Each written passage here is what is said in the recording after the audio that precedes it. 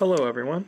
I've got some lovely Gatoron greens here that have volunteered to help me demonstrate my new MX switch opener design. Take your switch, press firmly down on the top, pull your top off. Nothing to it.